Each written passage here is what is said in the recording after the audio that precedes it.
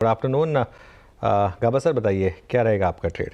Long side good afternoon to you. और stock का नाम है जीएनएफसी। बढ़िया मूव मिला है, अच्छा बेस बन रहा है और एक अप मूव मिलना है। 572 के आसपास ट्रेड कर रहा है। स्टॉप होगा फॉर 567, ₹5 का। अपसाइड टारगेट मेरे ख्याल से 590 तक होने चाहिए। Yes, GNFC. ओके, जेएनएफसी आपकी स्क्रीन पे डे हाई पर आके ट्रेड करता हुआ स्ट्रॉन्ग मूव। और जरा प्लीज़ जेएनएफसी का ओआई रखिएगा ना, आपको ये सेंस मिलेगा कि हो क्या रहा है। कितने वाइल्ड ओआई एडिशंस हैं आज, मतलब स्ट्रॉन्ग कन्विक्शन के साथ पाएंगे।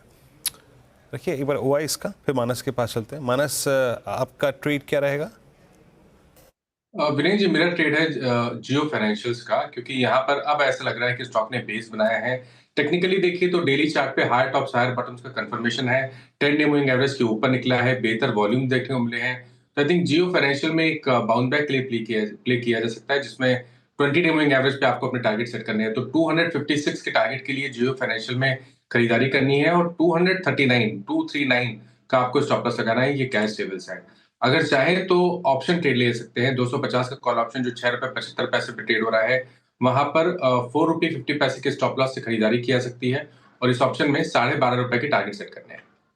ठीक है, जियो फाइनेंशियल खरीदारी करने की सलाह फिलहाल, लेकिन एक डिस्क्लेमर, जियो फाइनेंशियल हमारी पेरेंट कंपनी से एसोसिएटेड है, तो कोई भी खरीद फरोख्त आप अपने पर्सनल एडवाइजर की सलाह के साथ ही करें।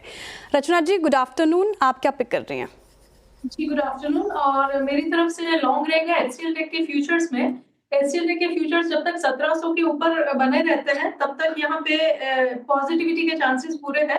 और 1700 के एचसीएल के साथ इसको अगर लॉन्ग करेंगे तो हमारा टारगेट होना चाहिए 1745 एंड 1755।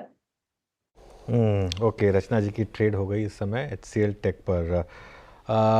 अब आगे बढ़ते हैं और सोनी जी हमारे साथ हैं। सोनी जी गुड आफ्टरनून, बताइए आपकी ट्रेड। जी गुड आफ्टरनून एवरीवन। मेरा यहाँ पे लॉन्ग रिकमेंडेशन है चंबल फर्टिलाइजर पे। चंबल फर्टिलाइजर फ्यूचर्स पे बाय कर सकते हैं 495 स्टॉप लॉस के साथ। टारगेट रहेगा 525, 530 के टारगेट्स यहाँ पे नजर आ रहे हैं। 20 और 50 एक्सपोनेंशियल मूविंग एवरेज के ऊपर आज अच्छे से सस्टेन कर रहा है। ऑप्शन चेन ब्रेकआउट भी है 500 के ऊपर और प्लस यहाँ पे बहुत स्ट्रॉन्ग शॉर्ट कवरिंग मूव भी नजर आ रहा है। सो मुझे लगता है टुवर्ड्स 525, 530 एक बार टेस्ट कर सकता है।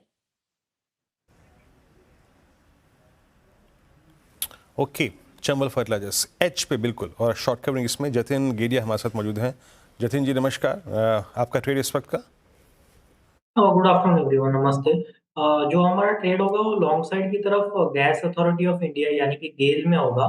तो एक 2 दिनों का कंसोलिडेशन के बाद फिर से अप ट्रेंड रिज्यूम कर रहा है। मेरे को लगता है एक नया स्विंग बन सकता है ऊपर की तरफ। इसके लिए गेल गैस अथॉरिटी ऑफ इंडिया में लॉन्ग करने की सलाह रहेगी।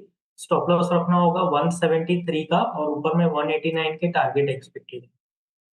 173 के स्टॉप लॉस के साथ गेल में खरीदारी करने की सलाह फिलहाल। Sunny Agarwal ji very good afternoon sir. Fundamentally आपको कौन सा स्टॉक पसंद आ रहा है? Yeah good afternoon everyone. I think मैं बजाज फाइनेंस के साथ जाना चाहूंगा। काफी रोबस्ट नतीजे कंपनी ने डिक्लेयर किए थे और रिसेंटली इन्होंने अपनी जो लेटेस्ट प्रेजेंटेशन थी उसमें नेक्स्ट 5 ईयर का ग्रोथ प्लान भी पेश किया है, जहाँ कहा है कि इनका एवीएम तकरीबन 23 से 25% की दर से ग्रो होगा अगले 5 सालों में। तो 3 से 4 नए प्रोडक्ट लॉन्च करेंगे which will be the one of the key driver as far as growth is concern. और मुझे लगता है कि बजट में जिस तरह से कंजम्पशन का बूस्ट मिला है, एक जो कंज्यूमर फाइनेंस कंपनी है उसे भी कहीं ना कहीं बेनिफिट होते नजर आएगा। तो I think from a medium term I feel the fair value is close to 9100। और कोई अगर लॉन्ग टर्म के लिए होल्ड करते हैं तो मुझे लगता है कि ये स्टॉक आसानी से 10,000 का जो टारगेट है ये क्रॉस कर जाएगा over the period of 24 months. Okay, चलिए एक काम करते हैं, एक बार जियो फाइनेंस को वापस देखते हैं ज़रा। और अब खैर मानस ने भी इस कॉल को अब लिया है यहाँ पर, लेकिन शानदार मोमेंटम 246, 5% ऊपर। इसलिए कह रहा हूँ क्योंकि आज सुबह के शो में जो टॉप कॉल्स थी उसमें आशीष बहेती ने एक इस पर कॉल ली थी। वो उस समय एक कॉन्ट्रा कॉल थी, लेकिन आई थिंक 230, 233 के टारगेट थे उनके। नहीं आई थिंक टारगेट मुझे याद नहीं, लेकिन जो भी है, लेकिन काफ़ी शानदार वो ट्रेड रही। 5% के करीब यहाँ पर एक अच्छा मूव आता हुआ। एक बार एशियन पेंट्स को वापस रिविजिट करते हैं। गाबा सर, एशियन पेंट्स देखिए एक बार जरा, एशियन पेंट्स पर क्या भी होगा? एशियन पेंट्स का चार्ट लगता है कि बेस बन रहा है। कल का अगर मूव उसको डिस्काउंट कर लें तो अप मूव ऑन है, क्योंकि बहुत बढ़िया बेस बना है एशियन पेंट्स में। टॉप स्ट्रॉन्ग सपोर्ट करीब 2300 के आसपास है, मेरे ख्याल से वहां पर एक स्टॉप लगा चले तो हो सकता है 2 टारगेट्स है, एक तो है 2500 का, दूसरा है 2700 का, ये 2 जोन है, उस जोन तक जा सकते हैं, लेकिन उसे वक्त लगेगा। लेने की जगह अच्छी है लेने की, कि जो बार बना है वीक के लिए कल और आज का, और पिछले हफ्ते का बार देखें तो आई थिंक वो लेने की जगह बहुत अच्छी है एशियन पेंट्स। सनी, आप का क्या व्यू होगा एशियन पेंट्स पर? आई थिंक अनुज, मैं नंबर्स देख रहा था, प्राइमा फेसी लग रहा है कि सिक्वेंशियली काफी बेहतरीन इंप्रूवमेंट देखा है हमने मार्जिन में। आई थिंक 19% मार्जिन की एक्सपेक्टेशन थी स्ट्रीट की, उसके आसपास ही कई नंबर आए हैं, तो मुझे लगता है कि नंबर्स ने कहीं डिसअपॉइंट नहीं किया है। हालांकि जो डिमांड एनवायरनमेंट है और जिस तरह से कॉम्पिटिटिव इंटेंसिटी है, उसकी कमेंट्री काफी इंपॉर्टेंट रहेगी एशियन पेंट की ओर से। But in terms of price मुझे लगता है कि कहीं ना कहीं जितनी भी निगेटिविटी है वो प्राइस में ऑलरेडी कैप्चर हो चुकी है। Here on any positive commentary from management can lead to a further upgrade of stock price. तो मुझे लगता है कि फिलहाल में before analyst call fair value 2500-2600 की रहेगी, पोस्ट एनालिस्ट कॉल से टारगेट को रिवाइज किया जाएगा। जय एशियन पेंट्स आपके नाम स्क्रीन पे डे हाई पर आके ट्रेड करता हुआ स्ट्रॉन्ग मूव। मानस, ये एबीवी पे आपका टेक क्या? आपको याद है सुबह जब हम बात कर रहे थे, मुझे भाव अच्छी तरह से याद है, 5407 रुपये पे मैंने कहा कि इसको आज लेते हैं, छोड़ देते हैं, और छोड़ देंगे तो ज़रूर भागेगा। देखिए टॉप गेनर है आज का। क्या भी लग रहा है अब 5407 पे आपका, मतलब इतने बड़े मूव के बाद 5574 पे, क्या ये एटलीस्ट एक 10 डे में तक पुल बैक देगा, क्योंकि ओवरसोल्ड बहुत था? बिल्कुल आपने सही कहा। देखिए 10 डे मूविंग एवरेज टेस्ट हो सकते हैं, ओवरसोल्ड था स्टॉक, तो 10 डे मूविंग एवरेज जो कि 5800 है वही आपके टारगेट होंगे। अगर आपने खरीदारी की हुई है तो आप पोजीशन को होल्ड कर सकते हैं, लेकिन ये सही समय है जब स्टॉप लॉस को रिवाइज करके 5424 के नीचे लगा लें।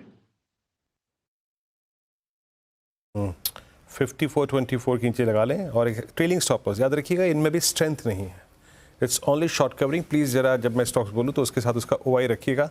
अभी इसमें clear signs of short covering है, अभी फ्रेश बाइंग नहीं है, अभी कॉल आइटर्स बैकफुट पे आ रहे हैं, ओआई शेड हो रहा है, ये देखिए आपके स्क्रीन पे ओआई शेड हुआ है अभी यहाँ पर, ना कि फ्रेश बाइंग। सीरियस का जिक्र मैं कुछ देर पहले कर रहा था, उसमें भी ओआई शेड हुआ है, उसमें कोई फ्रेश बाइंग अभी तक नहीं है। लेकिन एक दो काउंटर्स जिनमें एक्यूट स्ट्रेंथ है, उसमें 1387 पे चोला लेके आइए जरा प्लीज़। एनबीएफसीज में Chola, OI gainers plus combination of short covering दोनों है यहाँ पर। ये सोनी जी, आपका टेक इस पे क्या होगा चोला पे इस वक्त? अभी इसको और एक्सटेंड कर सकता है अपने मूव को ये, और कोई कॉल?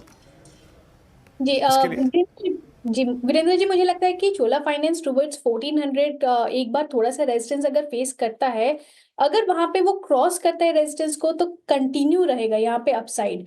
इन एनी केस अगर भी 1400 पे थोड़ा रेजिस्टेंस होता है तो टुवर्ड्स 1370 सपोर्ट बन रहा है यहाँ पे काफी अच्छे से। सो ये 1370 1400 रेंज पे अक्यूमुलेट कर सकता है, मुझे लगता है पोजिशनल बेस पे रखना चाहिए इसको। एनीवे 1400 को जब वो क्रॉस करता है, एक अच्छा मूव टुवर्ड्स 1460 1480 के रेंज पे रहेगा।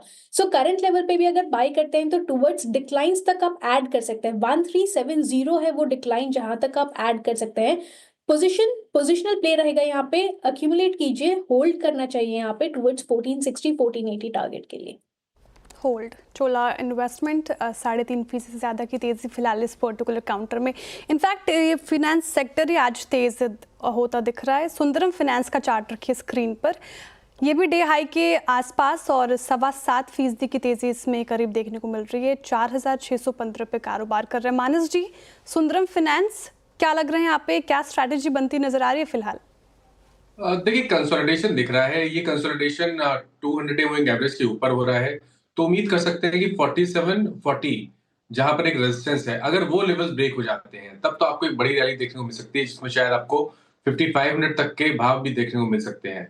तो अगर लॉन्ग पोजीशन है तो बने रह सकते हैं 5490 के नीचे स्टॉप लॉस लगा के, लेकिन फ्रेश खरीदारी 4700 के ऊपर करें तो बेहतर रहेगा। तो फिलहाल सुंदरम फाइनेंस में, इनफैक्ट श्रीराम फाइनेंशियल भी आज टॉप गेनर्स में शामिल, यहाँ पे 5.5% से ज़्यादा की तेज़ी। मुझे याद है अनुसार आपने लास्ट ट्यूसडेज को बिग स्टॉक्स में रखा था, चोला इन्वेस्टमेंट और श्रीराम फाइनेंशियल, और 1 वीक आज ट्यूसडे 15 से 20% का अपसाइड यहाँ पे हमें देखने को मिल रहा है। अब क्या करें यहाँ से? बिल्कुल, आई थिंक श्रेया, पिछले ट्यूसडे को जब मैंने ये व्यू लिया था, मुझे खैर ये आइडिया नहीं था कि ये स्टॉक्स में इतना बड़ा मूव आएगा, लेकिन वो जब व्यू लिया गया था वो इसलिए लिया गया था क्योंकि तब आरबीआई ने लिक्विडिटी मेजर्स अनाउंस किए थे और वो स्ट्रॉन्गर एनबीएफसीज़ के लिए एक बहुत बड़ा पॉजिटिव था, स्ट्रॉन्गर एनबीएफसीज़ के लिए। और स्ट्रॉन्गर एनबीएफसीज़ में ऑब्वियसली बजाज फाइनेंस तो खैर हम अलग से कई बार डिस्कस करते आए हैं, लेकिन जो इकोनॉमी से रिलेटेड सीवी फाइनेंसिंग से रिलेटेड है वो श्रीराम फाइनेंस और चोलामंडलम है। आज सुबह इंडसइंड बैंक के मैनेजमेंट से बात हो रही थी हमारे सिस्टर चैनल पर, और उन्होंने ये बात बोली थी कि सीवी फाइनेंसिंग जो है वो एक काफ़ी शानदार मोड़ पर है और ये वाला क्वार्टर जो है वो सीवी फाइनेंसियर्स के लिए बेस्ट हो सकता है।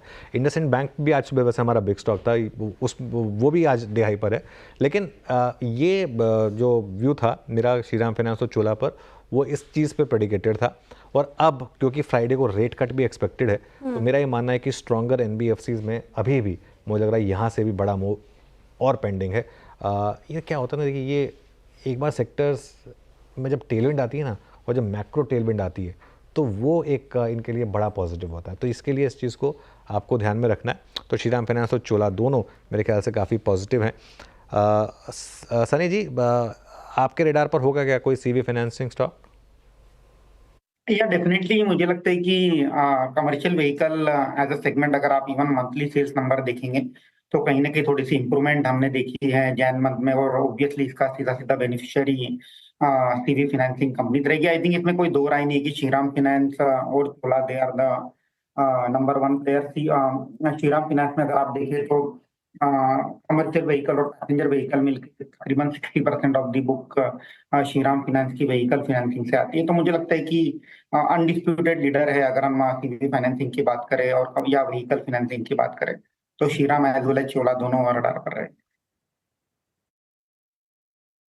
श्रीराम चोला दोनों स्ट्रॉन्ग और एनबीएफसीज में काफ़ी स्ट्रॉन्ग मूव है, लेकिन अगर आप प्लेसमेंट देखें स्टॉक्स की, अब थोड़ा बैंक्स पे आते हैं।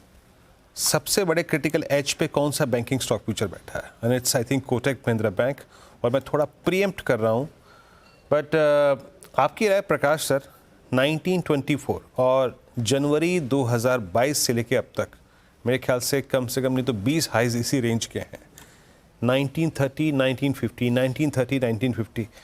इस बार पोटेंशियल लगता है क्या सर कि ये इस ट्रेजेक्ट्री को पार कर जाएगा? बहुत ही कंसल्टेशन हुआ है कोटक महिंद्रा बैंक, लेकिन लेना चाहिए तो 1, 2, 3 दिन या 5 दिन या 10 दिन के लिए नहीं लेना चाहिए। लेना चाहिए तो 1, 2, 4 महीने के लिए लेना चाहिए। स्टॉक थोड़ा डीप होगा, ट्रेड करें 1923 पर, जो बेस बना हुआ है वो मूव मेरे ख्याल से 2200 तक ले जाएगा। तो ये स्टॉक बढ़िया है, एंट्री करनी है, initial foot in the toe in the water कहते हैं, लगाए ले सकते हैं। अभी 1925 में स्टॉप लगाए टाइट करीब 1885 का, अब भी ले सकते हैं, और जैसे अपमूव मिलता है या ब्रेकआउट मिल जाता है ऐड कर सकते हैं, जैसे कि बजाज फाइनेंस में हुआ था। सिमिलर सेटअप है कोटक महिंद्रा। ओके।